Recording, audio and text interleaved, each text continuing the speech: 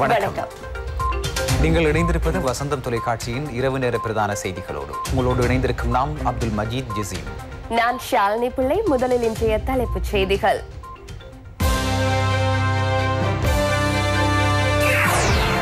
வெளிநாட்டு கடனை திருப்பிச் செலுத்துவதை தற்காலிகமாக இடைநிறுத்துங்கள். மத்திய வங்கி ஆளுநரால் அரசாங்கத்திற்கு பரிந்துரை. பொருளாதார நெருக்கடியிலிருந்து வெல்வதற்கு சீனா இலங்கைக்கு $2.5 பில்லியன் கடன் உதவி. சிங்கள பௌத்த தலைவர்களை வெற்றி பெறச் செய்ய ஜஹ்ரான் போன்றோர் உயிர் துறப்பார்களா? பாதுகாப்பு செயலாளர் கேள்வி. சாந்த பண்டார ராஜாங்க அமைச்சர் பொறுப்பை ஏற்றமைக்கு ஸ்ரீலங்கா சுதந்திர கட்சி கண்டனம். கொள்ளையிடப்பட்ட பணத்தை திருப்பித் தருமாறு கோரும் கோல்ஃபேஷ் ஆர்ப்பாட்டத்தின் கொடுக்கல் வாங்கல்கள் குறித்த போர் ஆரம்பம். சட்டவிரோதமாக எரிபொருளை விற்பனை செய்வோரையும் களஞ்சியப்படுத்துவோரையும் கைது செய்ய நடவடிக்கை. இந்தியாவை அச்சுறுத்துகின்றார் ஜோ பைடன்.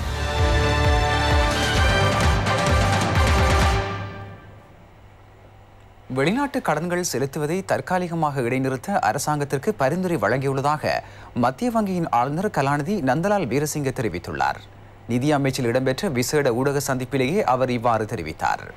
இதே நேரம் இலங்கைக்கு அத்தியாவசிய மருந்துகளை இறக்குமதி செய்வதற்கு அடுத்த வாரம் உலக வங்கி $10 மில்லியன் பெற்றுத்தர இணக்கம் தெரிவித்துள்ளதாக நிதியமைச்சர் அலி சப்ரி தெரிவித்துள்ளார். எமது வரலாற்றை பார்க்கும் போது இலங்கை அரசாங்கம் ஒருபோதும் கடனை திருப்பிச் செலுத்துவதை புறக்கணித்ததில்லை. எமக்கு கடனை திருப்பிச் செலுத்த வேண்டிய தகுதியை நாம் முற்றாக இழந்துள்ளோம். எமது சொத்துக்கள் குறைவடைந்துள்ளன. இதன் காரணமாக வெளிநாட்டு கடனை திருப்பிச் செலுத்த முடியாத நிலை ஏற்பட்டுள்ளது. நாம் இப்போது செய்ய வேண்டிய ஒரே ஒரு விடயம் கடனை திருப்பிச் செலுத்துவதை தற்காலிகமாக நிறுத்துவதாகும். அத்தியாவசிய பொருட்களுக்கான தட்டுப்பாடு நிலவுகின்றது. அதற்கான வெளிநாட்டு செலாவணி தேவைப்படுகின்றது. பெட்ரோல், டீசல், மருந்து வகைகள், பால்மா மற்றும் அத்தியாவசிய உணவுப் பொருட்களுக்கான தேவை ஏற்பட்டுள்ளது. இவற்றுக்கான தட்டுப்பாடு நிலவுகின்றது. எமக்கு கிடைக்கும் வெளிநாட்டு செலவணியையும் பயன்படுத்தினால் கடனை செலுத்திவிட்டு எஞ்சிய தொகையை இவற்றை கொள்வனவு செய்வதற்கு செலவிடுவதும் சிரமமான காரியமாகும். அவ்வாறு மேற்கொண்டால் அத்தியாவசிய பொருட்களை பெறுவதில் சிரமம் ஏற்படும். இந்த சந்தர்ப்பத்தில் எமக்கு கடன் வழங்கியவர்களுக்கு அறிவித்துவிட்டு இந்நிலைமையில் எமக்கு கடனை திருப்பிச் செலுத்த முடியாத நிலை ஏற்பட்டுள்ளது. இதனை தற்காலிகமாக நிறுத்த பேச்சுவார்த்தைக்கு செல்ல வேண்டும். எதிர்காலத்தில் அதனை எவ்வாறு செலுத்துவது என்பதை ஆராய வேண்டும். தற்காலிகமாக கடனை திருப்பிச் செலுத்துவதை இடைநிறுத்த வேண்டும். எமக்கு கடனை திருப்பிச் செலுத்த வேண்டும் என்ற தேவை அவ்வாறு இருக்கும் நிலையில் நாம் மிக நேர்மையாக இதனை செய்கின்றோம்.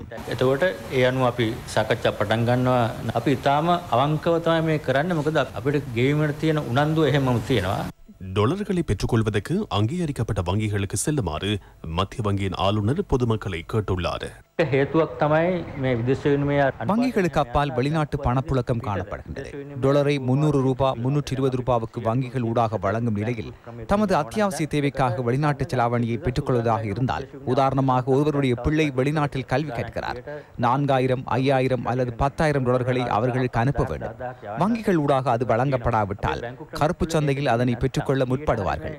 பொதுமக்கள் தமக்கு தேவையான போது கருப்பு சந்தையில் அதனை பெற்றுக்கொள்ள முற்பட வேண்டாம். வங்கிகள் ஊடாக வந்து தமது தேவைகளை நிறைவேற்றிக் கொள்ளுங்கள். முன்னர் வங்கிகளில் தேவையான தொகை இல்லாத காரணத்தினால் அவர்கள் வழங்கவில்லை. புதிய நிலையில் வங்கியில் உள்ள பணத்தை மக்களின் தேவைகளுக்காக வழங்குவதற்கும் திட்டமிட்டுள்ளோம்.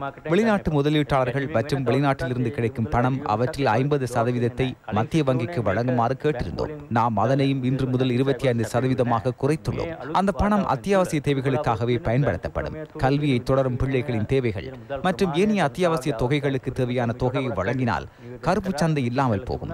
இதனை மேற்கொள்ளுமாறு நான் வேண்டிக் கொள்கின்றேன். පොඩි මුදල් විශාල ප්‍රමාණයක් දුන්නාම අර බ්ලැක් මාකට් එක නැති වෙනවා. ඒතකොට ඒක කරුණා කරලා කරන්න කියලා මම විශේෂයෙන් අපේ බැංකු වලින් ඉල්ලා සිටිනවා මේ අලුත් වාතාවරණ තුල. இதே நேரம் இலங்கையில் ஏற்பட்டுள்ள பொருளாதார நெருக்கடியை தீர்த்து வைப்பதற்கு ஆதரவாக சீன அரசாங்கம் $2.5 பில்லியன் கடனுதவியாக வழங்க இணக்கம் தெரிவித்துள்ளது. இதுகுறித்து சீனாவுக்கான இலங்கை தூதுவர் கலாநிதி பாலித்த கொஹன கருத்து வெளியிட்டார். சீனாவுடன் பேச்சுவார்த்தைகள் நடத்தப்படுகின்றன. சீனாவிடமிருந்து $1 பில்லியன் நிதியுதவி கோரப்பட்டுள்ளது. மீள செலுத்தவுள்ள கடனை அடைப்பதற்காகவே இந்நிதி கோரப்பட்டுள்ளது. இது முதல் காரணியாகும். இது தொடர்பாக சீனாவுடன் பேச்சுவார்த்தைகள் இடம்பெறுகின்றன. இதற்கு மேலதிகமாக 2ஆம் கட்டத்தின் கீழ் $1.5 பில்லியன் சீனாவில் இருந்து இறக்குமதி செய்யப்படுகின்ற பொருட்களுக்காக செலுத்தவென கோரப்பட்டுள்ளது. விசேடமாக எமது ஆடை கைத்தொழிலுக்கு தேவையான மூலப்பொருட்கள் சீனாவில் இருந்தே தெரிவிக்கப்படுகின்றன. இது கடன் திட்டம் அல்ல. பொருட்களை கொள்வனவு செய்வதற்காக நிதி வசதி வசதியே கோரப்பட்டுள்ளது. இது தொடர்பாக சீனா சாதகமான பதிலை வழங்கும் என்பதே எனது நம்பிக்கையாகும். எமக்கு தேவையான வசதிகளை சீனாவிடமிருந்து கோர வேண்டும். அத்துடன் எரிவாயுவையும் பெற்றுக்கொள்வதற்கான வசதிகள் காணப்படுகின்றதா என்பது குறித்தும் பேச்சுவார்த்தைகள் இடம்பெறுகின்றன.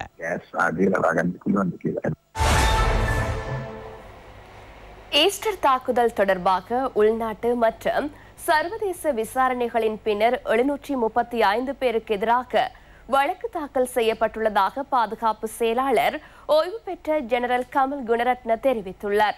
அரசாங்க தகவல் திணைக்களத்தில் இடம்பெற்ற ஊடக சந்திப்பின் போதே அவர் இதனை குறிப்பிட்டுள்ளார். ஈஸ்டர் தாக்குதலின் முக்கிய சூத்திரதாரி கண்டுபிடிக்கப்பட்ட பின்னணியில் தொடர்ந்து விசாரணைகள் முன்னெடுக்கப்படும் நிலையில் தாக்குதல் தொடர்பாக மேற்கொள்ளப்படும் போலியான பிரச்சாரங்களை வன்மையாக கண்டிப்பதாக இவ்வூடக சந்திப்பில் கலந்து கொண்ட சிரேஷ்ட ஊடக பேச்சாளரும் சிரேஷ்ட பிரதி போலீஸ் மாதிபருமான அஜித் ரோஹன தெரிவித்தார். இந்த அரசாங்கம் அதிகாரத்துக்கு வந்ததன் பின்னர் ஆமை வேகத்தில் முன்னெடுக்கப்பட்ட விசாரணைகள் சட்டம் அதிபர் திணைக்களத்தின் கண்காணிப்பின் கீழ் குற்றப்புலனாய்வு திணைக்களம் உளவுத்துறை அதிகாரிகள் கொண்ட குழுவின் உதவியுடன் விசாரணைகள் மீண்டும் ஆரம்பிக்கப்பட்டன. 2020-2021 ஆண்டுகளில் விசாரணைகளை முடித்து சட்ட நடவடிக்கைகளுக்காக சட்டம் அதிபர் திணைக்களத்தில் ஒப்படைக்கப்பட்டன. இந்த தாக்குதலின் முக்கிய சூத்திரதாரியான நீங்களும் நானும் அறிந்த சஹ்ரான் ஹாசிம் மற்றும் அவர்களுடைய சீடர்கள் 8 பேரும் கொல்லப்பட்டனர். எனினும் இந்த தீவிரவாத கருத்துக்களை பரப்புவதற்கு சஹ்ரான் ஹாசிம் மற்றும் ஏனைய 8 பேரையும் மூளைச்சலவை செய்தவர் யார் என்பதையும் நாங்கள் கண்டுபிடித்துள்ளோம். தற்போது கைது செய்யப்பட்டுள்ள நௌஃபர் மௌலவி என்பவர் ஆவார். அவர் சஹ்ரான் ஹாசிமையும் இதில் தூண்டியவர் ஆவார். இந்த கருத்தை இலங்கைக்கு எடுத்து வந்தவரும் அவரே. பயங்கரவாத தடுப்பு பிரிவினரால் கைது செய்யப்பட்டு தடுத்து வைக்கப்பட்டுள்ளார். இங்கு கூறப்படும் விடயம் ஜனாதிபதியை அதிகாரத்தில் அமர்த்துவதற்கு பின்னணியில் பாரிய சூழ்ச்சி இருந்ததாக கூறப்படுகிறது. இந்த பூமியில் கால் வைத்து வாழ்ந்து கொண்டிருக்கும் நபரின் அடிப்படையில் நான் பொறுப்புடன் ஒரு விடயத்தை கூற வேண்டும். அவ்வாறான தாக்குதல் இடம்பெற்ற போது எனக்கு தோன்றிய விடயம் சிங்கள பௌத்த தலைவர் ஒருவரை தலைவராக்குவதற்கு உலகில் உள்ள ஒரு சிரேஷ்ட சமயமான இஸ்லாம் மார்க்கத்தை தவறாக சித்தரித்துக் கொண்ட இஸ்லாம் மதத்தை பின்பற்றும் 8 பேர் தற்கொலை செய்து கொள்வார்களா என்று எண்ண தோன்றுகிறது. எனக்கு தோன்றியதை நான் கூறினேன். அதில் உண்மை பொய் என்ன என்பதை புரிந்து கொள்ள உங்களுக்கு உரிமை உண்டு. தீவிரவாதம் பயங்கரவாதம் என்ற விடயம் உலகில் உள்ள துறை சார்ந்த நிபுணர்கள் இவ்வாறு குறிப்பிடுகின்றனர். கருத்துக்கள் ஊடாக வெளியாகும் தீவிரவாதம் படிப்படியாக நுணுக்கமாக சமூகமயப்படுத்தப்பட்டு மக்களின் உள்ளங்களையும் செயற்பாடுகளையும் மாற்றி இறுதியில் அந்த கருத்துக்கு எதிரானவர்களை எதிரிகளாக கருதி அவர்களையும் அவர்களது சொத்துக்களையும் பயங்கரவாதத்தின் ஊடாக அளிப்பதாகும். அந்த தீவிரவாத கருத்துக்கள் எமது சமூகத்தில் தொடர்ந்து இருப்பதை நாம் புரிந்து கொள்ள வேண்டும். අන්තවාදී මතවාදය අප සමාජය තුළ තවදුරටත් පවතින බව අපි කියන්න ඕනේ. මේ සිද්ධිය ගැන විමර්ශන කරපු இச்சம்பவம் தொடர்பாக இலங்கை போலீசார் விசாரணைகளை முன்னெடுத்தனர். அத்தோடு குற்றப்புலனாய்வு திணைக்களம் பிராந்திய போலீஸ் நிலையங்கள் பின்னர் அவை குற்றப்புலனாய்வு திணைக்களத்திற்கு ஒப்படைக்கப்பட்டது. அத்தோடு பயங்கரவாத ஒழிப்பு பிரிவு இவற்றுக்கு மேலதிகமாக குறிப்பாக இச்சம்பவம் இடம்பெற்ற தினம் முதல் தொடர்ந்து இந்த விசாரணைகளுக்கு பங்களிப்பு செய்த மேலும் 3 நிறுவனங்கள் உள்ளன. அதில் ஒன்று உலகில் உள்ள மிகச்சிறந்த விசாரணை பிரிவான அமெரிக்காவின் FBI நிறுவனமாகும். பெடரல் பியூரோ இன்டெலிஜென்ஸ் எனும் நிறுவனம், அத்தோடு ஆஸ்திரேலிய பெடரல் போலீஸ் எனும் AFB நிறுவனம் ஆகியன இச்சம்பவம் இடம்பெற்ற நாள் முதல் தொடர்ந்தும் ஒன்றிணைந்து செயற்பட்டன. இதன் பயனாக நாம் அல்ல, இந்த விசாரணைகளை முன்னெடுத்தோர் 2020 ஆண்டு 11 மாதம் 12ஆம் தேதி அமெரிக்காவின் லாஸ் ஏஞ்சலிஸ் நீதிமன்றத்தில் இது தொடர்பாக 71 பக்கங்கள் கொண்ட குற்றப்பத்திரிகை இலங்கையில் இச்சம்பவத்துடன் தொடர்புடைய இப்போது உயிர் வாழும் மூவருக்கு எதிராக வழக்கு தாக்கல் செய்யப்பட்டது. இவர்கள் மூவரும் விளக்கமறியலில் உள்ளனர். இவர்கள் மூவருள் ஒருவர் முகமது நௌஃபர் அல்லது நௌஃபர் மௌலவி, மற்றவர் ரிஸ்கான், மற்றவர் மில்ஹான். இவர்கள் மூவரும் எமது நாட்டின் சந்தேக நபர்கள். இவர்களுக்கு எதிராக லாஸ் ஏஞ்சலிஸ் வழக்கு தாக்கல் செய்ய காரணம் 5 அமெரிக்க பிரஜைகள் சம்பவத்தில் கொல்லப்பட்டனர். சமூகத்தில் எந்த சந்தர்ப்பத்திலும் கேட்கப்படும் கேள்விகளுக்கு பதில் எமக்கு அறிக்கைகளில் உண்டு. எமது அறிக்கையிலும் பார்க்க உலகில் உள்ள மிகச்சிறந்த விசாரணை பிரிவு வெளியிட்டுள்ள அறிக்கையிலும் உண்டு. උත්තර සියල්ලක්ම අපේ වාර්තාවල තියෙනවා. හැබැයි අපේ වාර්තාවලටත් වැඩිය ලෝකයේ තියෙන විශිෂ්ටතම විමර්ශන ඒජන්සිය නිකුත් කරපු වාර්තාවේ තියෙනවා. ஸ்ரீலங்கா சுதந்திர கட்சியின் பாராளுமன்ற உறுப்பினர் ஷாந்த பண்டார ராஜாங்க அமைச்சராக சத்திய பிரமாணம் செய்து கொண்டார். அவர் தனது அமைச்சில் கடமைகளை பொறுப்பேற்றுக் கொண்டார். ஸ்ரீலங்கா சுதந்திர கட்சியின் குருநாகல் மாவட்ட பாராளுமன்ற உறுப்பினர் சாந்த பண்டார சேதன பசலை உற்பத்தியை மேம்படுத்தல், விநியோக ஒழுங்குபடுத்தல், நெல் மற்றும் தானிய இயற்கை உணவுகள், மரக்கறிகள், பழங்கள், மிளகாய், வெங்காயம் மற்றும் கிழங்கு பயிர் மேம்படுத்தல், விதை உற்பத்தி மற்றும் உயர் தொழில்நுட்ப விவசாய ராஜாங்க அமைச்சராக சத்திய பிரமாணம் செய்து கொண்டார். ஜனாதிபதி கோட்டாபய ராஜபக்ஷ முன்னிலையில் சத்திய பிரமாண நிகழ்வு இடம்பெற்றது. ஜனாதிபதியின் செயலாளர் காம்பினி செனரத்தும் குறித்த நிகழ்வில் கலந்து கொண்டார். சாந்த பண்டார பத்திரமுள்ள கமநல நிலையத்தில் உள்ள அமைச்சில் சமய வழிபாடுகளுடன் தனது கடமைகளை ஆரம்பித்தார். මා නියෝජනය කරන ශ්‍රී ලංකා නිදහස් පක්ෂයේ நான் ප්‍රමුඛ பிரதிநிதித்துவப்படுத்தும் ஸ்ரீலங்கா சுதந்திர கட்சி தலைமையிலான சுயாதீனமாக செயற்படும் உறுப்பினர்கள் இடைக்கால அரசாங்கம் ஒன்றை அமைப்பதற்கான முயற்சிகளை மேற்கொண்டது. அந்த வேலை திட்டத்தை முன்னெடுத்துச் செல்வதற்கு முடியாத நிலை ஏற்பட்டது. அந்த நிலையில் எது கிடைத்தாலும் கிடைக்காவிட்டாலும் அதிமேதகு ஜனாதிபதி என்னிடம் கூறினார், உங்களை போன்ற இளம் அரசியல்வாதி என்ற வகையில், நாட்டின் மீது பற்று வைத்தவர் என்ற வகையில், ஊழல் மோசடிகளில் ஈடுபடாத மக்கள் பிரதிநிதி என்ற வகையில் தயவு செய்து இந்த சந்தர்ப்பத்தில் விவசாயிகளின் பிரச்சனைகளை பொறுப்பேற்குமாறு கேட்டுக்கொண்டார். கடந்த காலங்களில் பல்வேறு இன்னல்களுக்கு முகம் கொடுத்த எனது அன்புக்குரிய விவசாயிகளுக்கு ஒரு விடயத்தை கூறுகின்றேன். அதிமேதகு ஜனாதிபதி மற்றும் பிரதமரின் பலத்துடன் விவசாயிகளின் கண்ணீரை துடைக்கும் பொறுப்பை நான் ஏற்றுக்கொள்வேன். අපේ ගොවි අම්මා තාත්තගේ කඳුළු පිස දාන්න අනිවාර්යෙන් වක්කීම අවංකව බාර ගන්නවා කියන එක මම විශේෂයෙන් මතක් කරනවා. இதே நேரம் சுயாதீன உறுப்பினர் குழுவுக்கும் ஜனாதிபதிக்கும் இடையே இன்று இடம்பெறவிருந்த பேச்சுவார்த்தையில் கலந்து கொள்ளாமல் இருப்பதற்கு ஸ்ரீலங்கா சுதந்திர கட்சி தீர்மானித்தது. சாந்த பண்டாரவுக்கு ராஜாங்க அமைச்சர் பதவி வழங்கப்பட்டமை தொடர்பாக அதற்கு எதிர்ப்பு தெரிவித்து இத்தீர்மானம் எடுக்கப்பட்டது. அத்துடன் ஸ்ரீலங்கா சுதந்திர கட்சியின் அனைத்து பதவிகளிலிருந்தும் சாந்த பண்டார நீக்கப்பட்டுள்ளார். தற்போதைய நெருக்கடிக்கு மத்தியில் ஸ்ரீலங்கா சுதந்திர கட்சியின் பின்னணி எனும் தலைப்பில் கொழும்பு மாவட்ட பிரதிநிதிகள் சம்மேளனம் ஸ்ரீலங்கா சுதந்திர கட்சி தலைமையகத்தில் இன்று இடம்பெற்ற நிகழ்வில் இதில் கலந்து கொண்ட கட்சி பிரதிநிதிகள் சாந்த பண்டாரவுக்கு ராஜாங்க அமைச்சர் பதவி வழங்கப்பட்டமை தொடர்பாக கருத்து வெளியிட்டனர். අපි යාගේ සමාජිකත්වය තහනම් කරලා සියලුම තනතුරු වලින් ආව ඉවත් කිරීමේ ලිපිය යවනවාද? அவர் வகித்த பிரச்சார செயலாளர் பதவி, அத்தோடு கட்சியின் உப செயலாளர் பதவி, அத்தோடு மத்திய குழு உறுப்பினர் பதவி, யாப்பகுவ தொகுதி ஸ்ரீலங்கா சுதந்திர கட்சி அமைப்பாளர் பதவி ஆகியவற்றிலிருந்து நீக்கப்படுகின்றார். அவருக்கு எதிராக ஒழுக்காற்று நடவடிக்கை எடுக்கப்படும். அத்தோடு அவருடைய கட்சி அங்கத்துவத்தை தடை செய்து அடுத்த கட்ட நடவடிக்கைகளை எடுப்போம். අවශ්‍ය කරන කටයුතු ටික සකස් කරලා තිබෙනවා. ඒ අනුව ඔහුගේ පක්ෂ සමාජිකත්වය තහනම් කරමින් ඉදිරි ක්‍රියාමාර්ගයට ගැනීමත් ඊළඟ වතාවේදී සිද්ධ වෙනවා. ඔබතුමාලා රජයත් එක්ක ඉදිරියට කිසිම සාකච්ඡාවකට කටයුතු කිරීම සූදානම් නැද්ද? කිසිම සාකච්ඡාවක් எந்த ஒரு பேச்சுவார்த்தைகளுக்கும் நாம் தயாரில்லை. இச்செயற்பாட்டின் ஊடாக அவர்கள் நம்பிக்கையை மீறியுள்ளார்கள். இன்றிரவு செல்லவிருந்த கூட்டத்திலும் ஸ்ரீலங்கா சுதந்திர கட்சி கலந்து கொள்ளவில்லை. ශ්‍රී ලංකා නිදහස් පක්ෂය යන්නේ නැහැ. இதே நேரம் சாந்த பண்டாராவுக்கு எதிர்ப்பு தெரிவித்து ஸ்ரீலங்கா சுதந்திர கட்சி தலைமையகத்திற்கு முன்னால் எதிர்ப்பு ஆர்ப்பாட்டம் ஒன்றும் இடம்பெற்றது.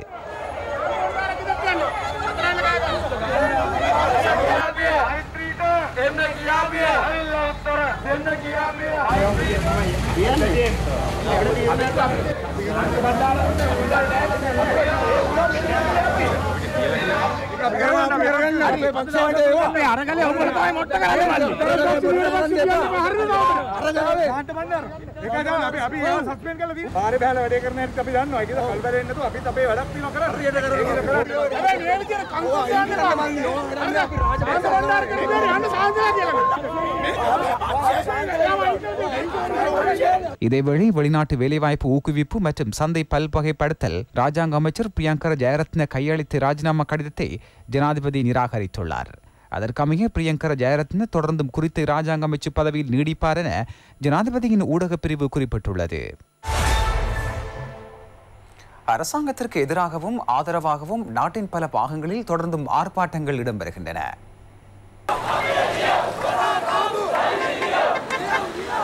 பொருட்களின் விலையேற்றம், எரிபொருள் தட்டுப்பாடு உள்ளிட்ட பல்வேறு விடயங்களை அடிப்படையாக கொண்டு ஜனாதிபதி செயலகத்துக்கு முன்பாக ஆரம்பமான ஆர்ப்பாட்டம் இன்று 4வது நாளாகவும் தொடர்கின்றது. ஆர்ப்பாட்டக்காரர்கள் கூடாரங்களை அமைத்து அங்கு தங்கியுள்ளனர். இன்று காலை ஜனாதிபதி செயலக பிரதான வாசலுக்கு அருகாமையில் இருந்து ஆர்ப்பாட்டம் ஆரம்பமாகியது.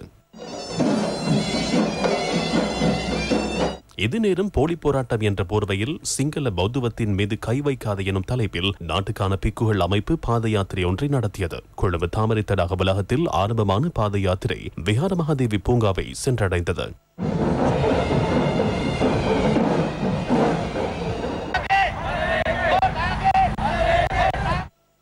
அரசாங்கத்துக்கு ஆதரவு தெரிவித்து மற்றொரு ஆர்ப்பாட்டம் ரம்புக்கண நகரில் இடம்பெற்றது. போலீசார் வழங்கிய ஆலோசனையை மதித்து வரையறுத்த காலப்பகுதியில் இந்த ஆர்ப்பாட்டத்தை நடத்தி முடிப்பதற்கு ஏற்பாட்டாளர்கள் நடவடிக்கை எடுத்தனர்.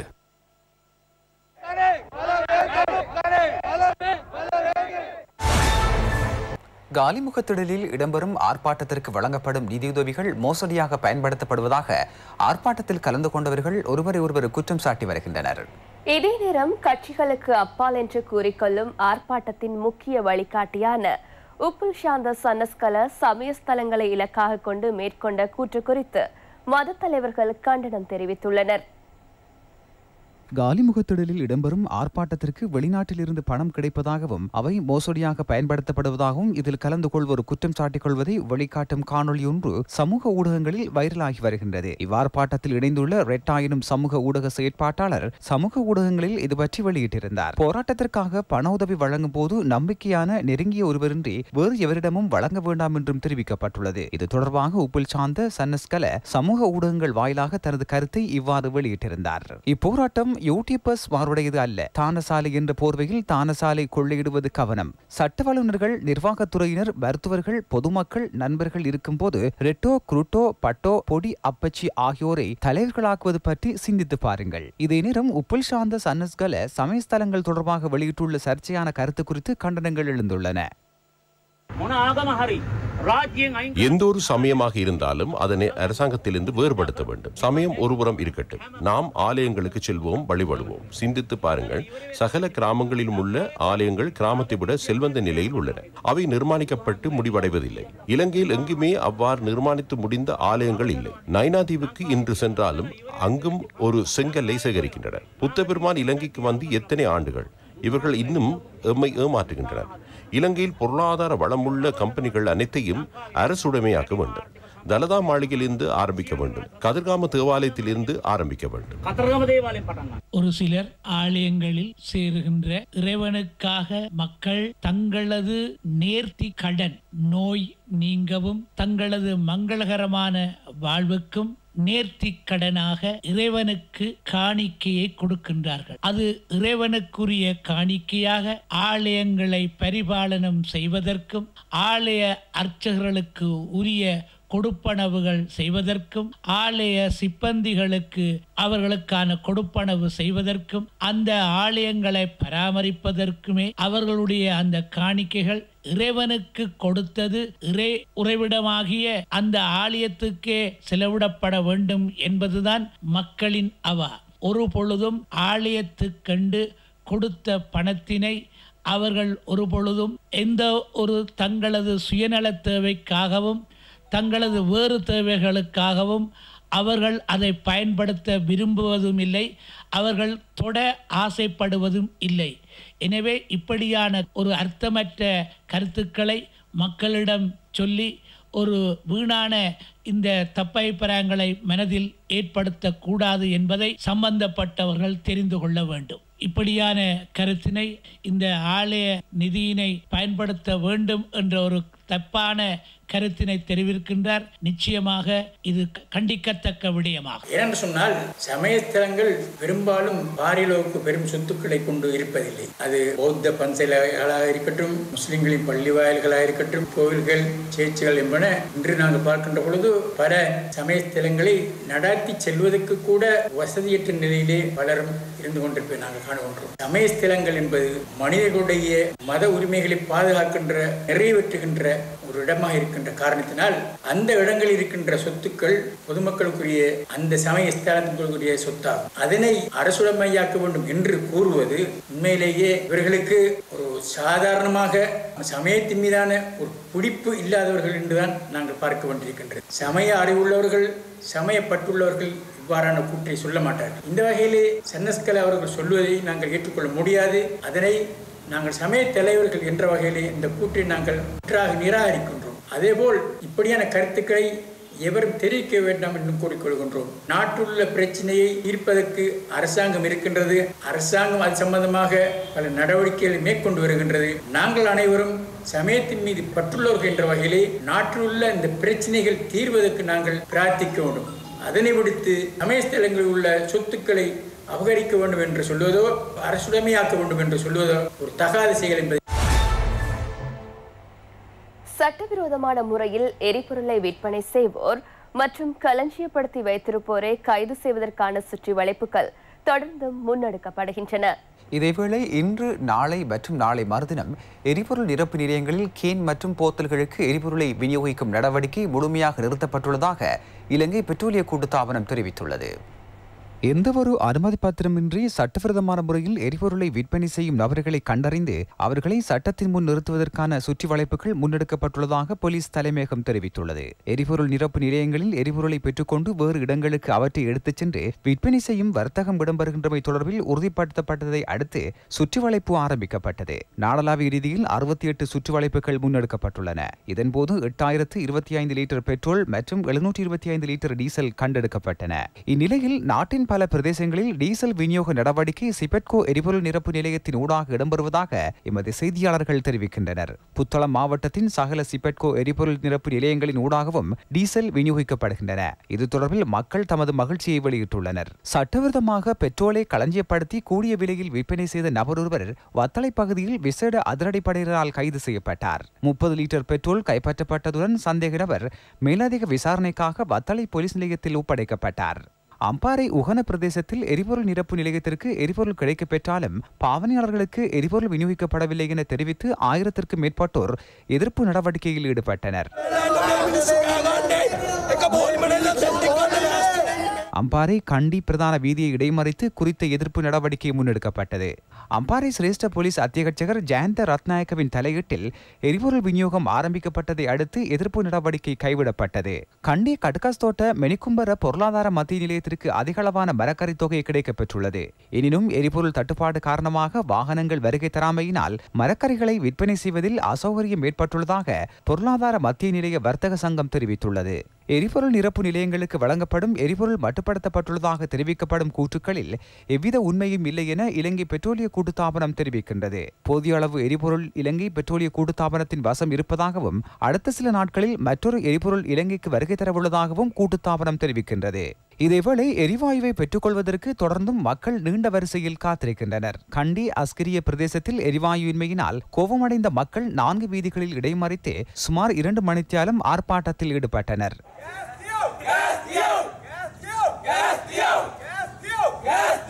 இதன்போது வாகனங்களில் பயணித்தவர்கள் மற்றும் ஆர்ப்பாட்டக்காரர்களுக்கு இடையில் முறுகல் நிலை ஏற்பட்டது. இதனிடையே வெலிகம கல்போக்க பிரதேசத்தில் உள்ள வர்த்தக நிலையம் ஒன்றுக்கு கிடைக்கப்பெற்ற ஒரு தொகை லிட்ரோ கேஸ் சிலிண்டர்களை பதுக்கி வைத்துள்ளதாக தெரிவித்து பிரதேசவாசிகள் எதிர்ப்பு நடவடிக்கையில் ஈடுபட்டனர். வெலிகம போலீசாரின் தலையீட்டில் பதுக்கி வைக்கப்பட்டிருந்த குறித்த எரிவாயு சிலிண்டர்களை பாவனையாளர்களுக்கு விநியோகிக்க நடவடிக்கை எடுக்கப்பட்டுள்ளது.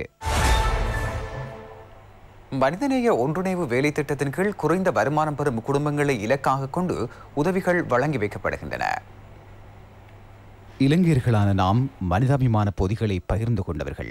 எத்தனை சவால்கள் வந்தாலும் சளைக்காதவர்கள். எம்மவர்களுக்காக நாம் அந்த வழமையான அன்போடு பிணைப்போடு வாழ்வை வெற்றி கொள்ள ஒன்றிணைவோம். எம்மவர்களை முன்னேற்ற எம்மிடமிருந்தே வேலை திட்டம். நாட்டு மக்கள் தற்போது எதிர்கொண்டுள்ள பொருளாதார பிரச்சினைகளை கருத்தில் கொண்டு பாதிக்கப்பட்ட மக்களுக்கு நிவாரண உதவிகளை வழங்கும் மனித மெஹவர வேலை திட்டம் முன்னெடுக்கப்படுகின்றது. டயலாக் ஆசியாட்டா நிறுவனம், mass holdings private limited, Hema's holding நிறுவனம், சர்வோதய ஆகியன இணைந்து நாட்டின் 25 மாவட்டங்களில் உள்ள தெரிவு செய்யப்பட்ட குடும்பங்களுக்கு நிவாரண உதவிகளை வழங்கும் நடவடிக்கையினை முன்னெடுத்துள்ளன. அதற்கமைய கிளிநொச்சி சர்வோதய வளாகத்தில் சித்திரை புத்தாண்டு அன்பளிப்பு பொருட்களாக உலர்நோவுப் பொருட்கள் வறுமை கோட்டின் கீழ் உள்ள குடும்பங்களுக்கு வழங்கி வைக்கப்பட்டன. கிளிநொச்சி மாவட்ட சர்வோதய நிறுவனத்தின் பணிப்பாளர் காண்டிபன் தலைமையில் இடம்பெற்ற நிகழ்வில் டயலாக் நிறுவன கிளிநொச்சி மாவட்ட முகாமையாளர் அன்னலிங்கம் சுதாகரன் பிரதம அதிதியாக கலந்து கொண்டு உலருணவுப் பொதிகளை வழங்கி வைத்தார். இவ்வேலை திட்டத்திற்கு சுயாதீன தொலைக்காட்சி ஊடக வலையமைப்பு ஊடக அனுசரணை வழங்குகின்றது. புதிய சூழ்நிலையில் நமது பொருளாதாரம் மிகவும் பாதிப்பான நிலையில் இருக்கின்றது.